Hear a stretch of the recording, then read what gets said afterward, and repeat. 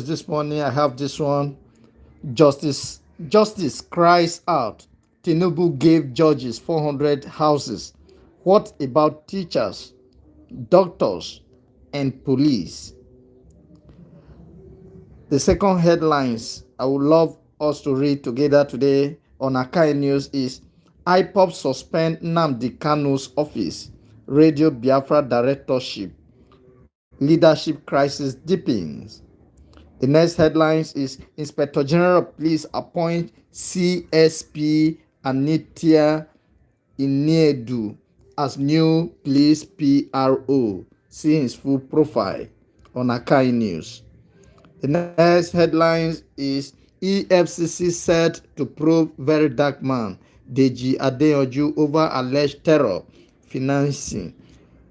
Petition triggers investigation. You can check details on Akai News. Yala Council chairman's wife pays school fees for over 100 students. See why she did that on Akai News. I think those are the headlines I want us to read together for this news segment. Let's open this and read.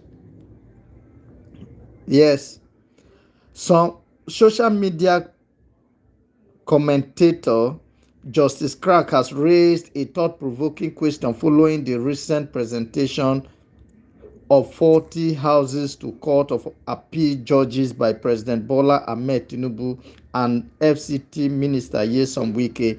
In a video uploaded on his social media page, Justice Crack commended the gesture but appealed to the government to extend similar support to other public servants, retired police officers, lecturers, teachers, principals, and doctors who have also dedicated their lives to serving the nation.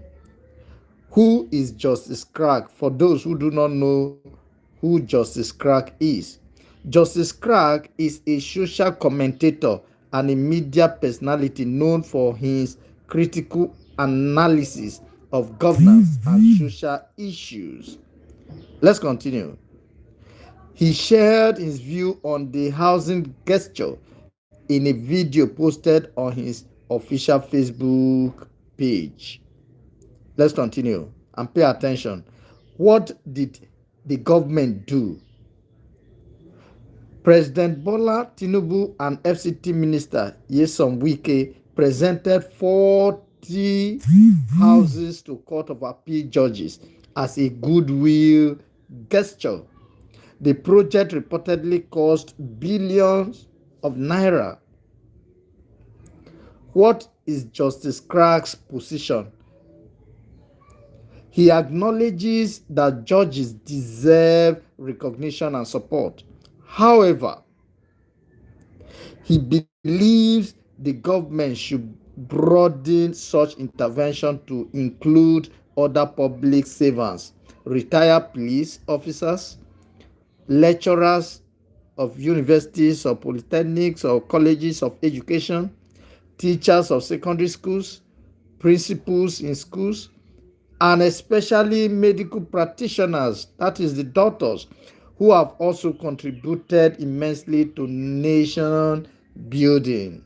I think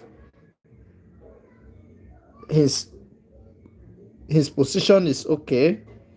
Let's read on. Why does he raise this concern at this critical moment? He argues that extending similar gesture to other sectors would improve welfare, boost morale, encourage a greater spirit of service, and eliminate public suspicion about the motives behind the gesture. Some Nigerians have speculated that the housing project could be an attempt to influence the judiciary arm of government, and Justice Crack does not subscribe to that view. But he believes expanding such initiatives would help eliminate suspicion. Let's continue and please pay attention. What is Justice Clark's core message? His message. His message is simple. Nigeria will be better when the government recognizes and rewards services across every sector, not just a few sectors like the judicial arm. Let's continue. We have 5 key takeaways away from Justice Clark's appeal. Number 1, the gesture is commendable but should not be limited to judges. Take note of this. Number 2, public suspicion about judicial influence exists already. Some Nigerians have questioned whether the houses are an attempt to influence the judiciary. Justice Clark dismisses that view but acknowledges the perception. Expanding the gesture could help eliminate such suspicion. Number 3, the gesture cost billions of naira. That is significant investment. Justice Clark is asking, if billions can be spent on judges, why not send or spend similar amounts on other public servants? Let's continue. Number 4, the gesture could boost morale if extended. Public servants are overworked and underpaid. A housing gesture would boost morale and encourage greater dedication to service at all levels if rewarded. Number 5, the government should demonstrate that it values all who serve, not only one sector. Justice Clark is making a broader point about national values. Recognition should not be limited to a few. It should be widespread. Now, how does this affect public perception? Number 1, the gesture could be seen as selective or as a precedent. If the government extends similar gesture to other sectors, it will be seen as a genuine commitment to welfare. If not, it may be seen as favoritism. Point 2, the public is watching. Nigerians are aware of the gesture. They will compare it to government spending on other sectors. The government's next move will be scrutinized. Pay attention, let's continue. Number 3, the judiciary independence is being discussed. Even though Justice Clark dismisses the influence theory, he acknowledges that the perception exists. The government should be aware of that perception. Number 4, the gesture could inspire similar initiatives. Other arms of government may also seek housing support. The precedent has been set. Number 5, the conversation about public servant welfare has been reignited. Justice Clark has started a conversation. It is now up to the government to respond positively or discard his observation. Advice from this analyst. Number 1, to President Bola Ahmed Tinubu and FCT Minister Nyesom Wike, consider extending housing gesture to other public servants. It will boost morale and eliminate suspicion. Number 2, to the judiciary, accept the gesture with grace, but also recognize that other sectors need support. Number 3, to public servants, continue to serve. Your sacrifice is seen. Continue to advocate for your welfare. Number 4, to the public, recognize the gesture for what it is, but also demand fairness.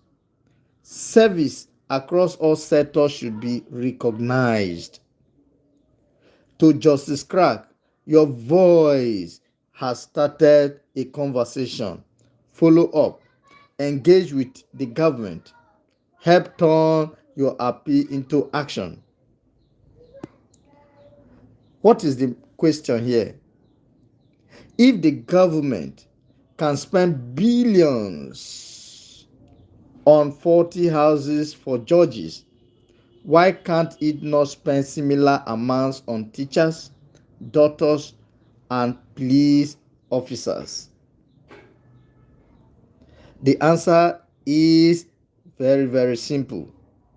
Judges are independent.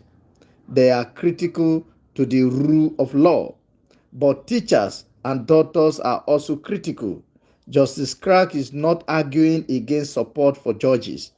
He is arguing for support for everyone. That is where I'm going to stop this. If you need details or the full dose of this report, you can visit Akahi News, akahinews.org. Okay, let's go to another headline on Akahi News. Okay, let's take this. IPOB suspend Nnamdi Kanu's.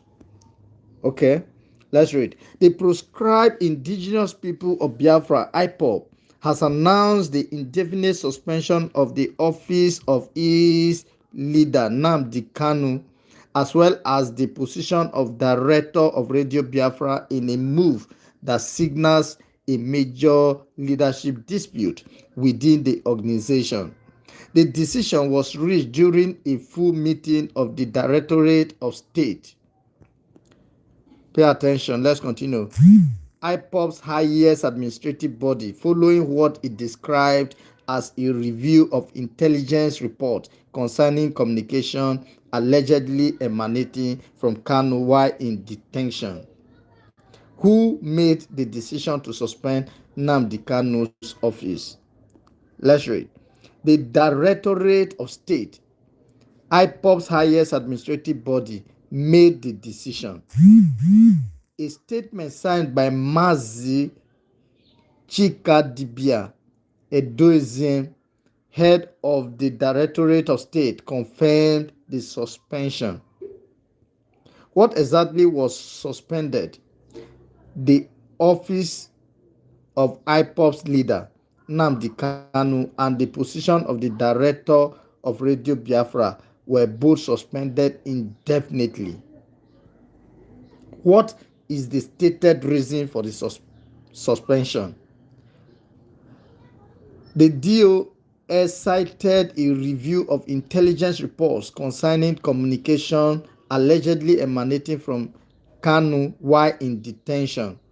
The leadership said certain communication attributed to Kanu had allegedly contributed to arrest and deaths of IPOB members in the southeast.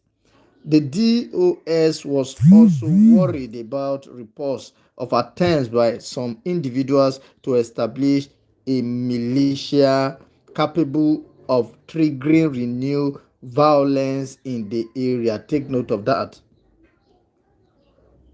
There is a perceived notion that a new militia group capable of triggering renewed violence in the area will be formed. Okay, before I continue, please, let's quickly take note of this. For students who are preparing for post-UTME, especially OAU pre-degree, OAU JUPEP, OAU School of Nursing, you can contact the management of Akahi Tutors on 08038644328. Thank you. Who will now run IPOB affairs? That is the question. The DOS announced that it would henceforth assume responsibility for the administration and day-to-day management of IPOB affairs. So if you need the full dose of this report, you can visit akahinews.org. Meanwhile, let's go to another news headline. Okay, let's read this together. The Inspector General of Police, IGP Olatunji Ridwan Dixu, has approved the appointment of CSP Anithia Okonkwo Edem Iniedu as the new Force Public Relations Officer of the Nigerian Police Force. He replaces DCP Anthony Okon Placid, who announced the appointment in a press statement released to the National Association of Online Security News Publishers. Who is the new Force PRO? Based on this report, the new Force PRO is CSP Anithia Iniedu, is a seasoned police officer from Etinan local government area of Akwa Ibom State. He holds a Bachelor of Science degree in pure chemistry from the University of Uyo. He has undergone professional training in investigative interviewing, crime scene management, human rights-based policing, strategic communication, and intelligence analysis. What was his previous role? He served as head of the Complaint Response Unit CRU at Force Headquarters in Abuja, where he coordinated public complaint management and championed initiatives aimed at strengthening transparency, accountability, and public trust in the Nigerian police force. What other position has he held? His career includes key positions such as Operations Officer, Misandari Division, Yobe State Command, Area Crime Officer, Umuahia Area Command, Abia State, Staff Officer, IGP Secretariat, Force Headquarters, Second in Command, 50 Police Mobile Force Squadron, Kubwa, and office in charge of the Force Headquarters Situation Room, where he supervised the coordination and dissemination of crime and security information nationwide. He also previously served as Public Relations Officer of the Police College of Information Technology, Kobakpe, Ogun State. What is the Inspector General of Police expectation of the new PRO? This is very important. The Inspector General of Police expressed confidence in CSP Iniedu's capacity to lead the Force Public Relations Department. He noted that his experience and professional background will further enhance the force strategic communication efforts and strengthen public engagement in support of ongoing policing reforms and operational successes. So for details on this, you can visit akahinews.org. Let's check other headlines on Akahi News. If you are just joining us, we have read this. Okay, let's take this. EFCC set to prove very dark man Deji Adeyanju over alleged terror financing. Petition triggers investigation. The Economic and Financial Crime Commission is set to commence investigation into activist lawyer Deji Adeyanju and social media personality Martins Vincent Osei, popularly known as Very Dark Man, over allegation bordering on terror financing, suspected illicit funding channels, and other national security concerns. The probe follows a petition. Take note of this. The probe follows a petition submitted to the Anti-Graft Agency on June 17, 2026 by lawyer Blessing Abo Mere. Okay, is a lawyer that sent in the petition. Okay, yeah, for details on this, you can visit akahinews.org. Thank you for joining me on this edition of our news headlines. I am Joseph Iyaji. Thank you.